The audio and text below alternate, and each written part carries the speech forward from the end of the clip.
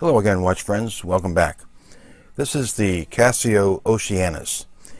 It's model OCW S100 1AJF. That's a mouthful, but basically this is a JDM watch. That's Japanese domestic market. It's made out of titanium. The case, the bezel, and the bracelet are all titanium. And it's got a sapphire crystal with AR coating, slightly curved spherical sapphire crystal, 10 bar or 100 meter water resistance, and it's Casio's Tough Solar model, which means that it's actually charged by either natural light, sunlight, or by artificial light. It will last 7 months on a full charge. If you put it in a drawer or a watch box, the hands will stop, it will save power, and it can last up to 29 months in that respect. So very robust battery, automatic charging, obviously through solar charging. And what makes this watch unique is a couple of reasons. One is it's a world timer with 29 cities. Now you have to look very closely here on the periphery, and you can just barely see them. There we go. Around the edge, right around the edge here, you see the cities named as they go around. And the way that you set a time is you pull out the crown. The second hand right now is pointing to New York, NYC. Let's say I want to set it to Denver. I just rotate the crown to point to Denver, push the crown back in, and it automatically sets itself. So it's pretty obvious this is a quartz watch.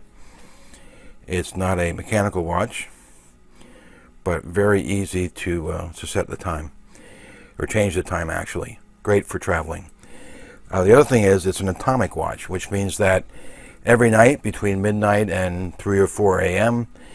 it reaches out, it receives a radio signal from from any of 6 different atomic clocks around the world.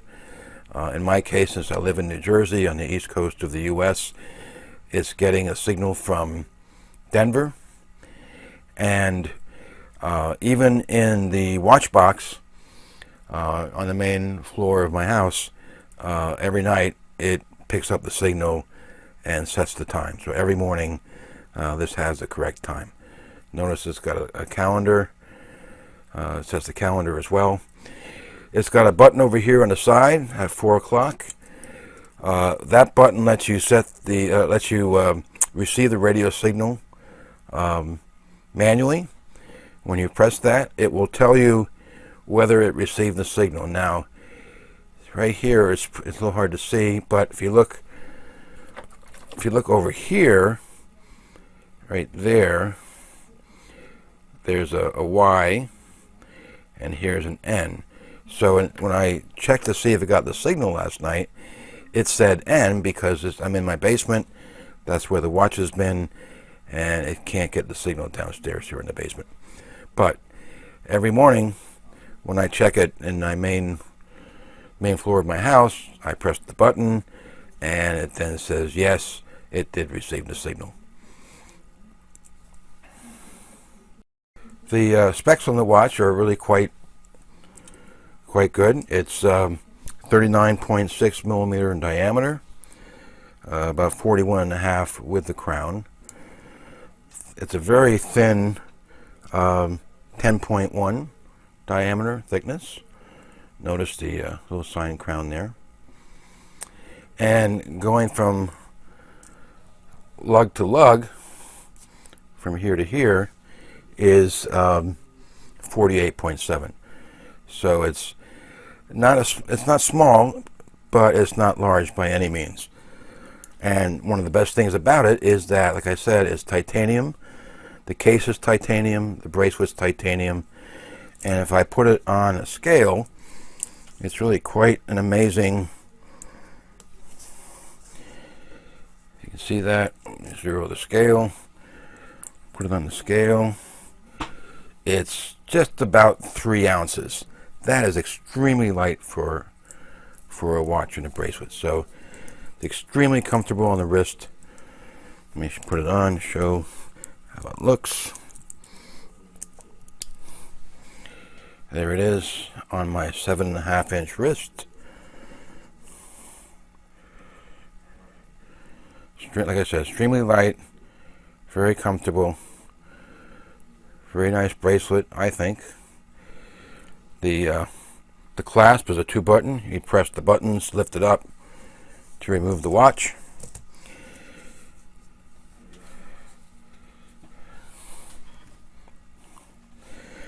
So, what do I like about it? Well, I like that it's elegant. It's got a very clean dial. Look at the facets. It's got sort of a bluish tint to those facets. Those are really, really nice. Very nice facets. So it's a great looking watch. Very elegant. It's functional. Always has the right time and date, as long as it gets the radio signal from wherever you are in the world. It's light on the wrist, as I mentioned. This is extremely one of the most comfortable watches I've ever had, and it's both dressy and sporty. I mean, it can be worn with more dressed up clothing, or you can wear it when you're out and about in a sporty mode. What are the downsides? Well, some people don't like quartz watches, and this is a quartz watch, so that may be one downside. The other one is that it's a little bit pricey, perhaps, for a quartz watch. It's about $550. When I bought this a year or two ago, it was only available from websites that sold Japanese-only watches, such as Shopping in Japan or Seiya Japan. Now you can go out to Amazon and you can buy it directly from Amazon. It's about $550. So that's the Casio Oceanus. I hope you enjoyed watching this. I really like this watch. This is a keeper. Even though most of my watches are mechanical watches, this one is so elegant and so nice to wear that I will be keeping it around in my collection. So thanks for watching, and I will see you next time.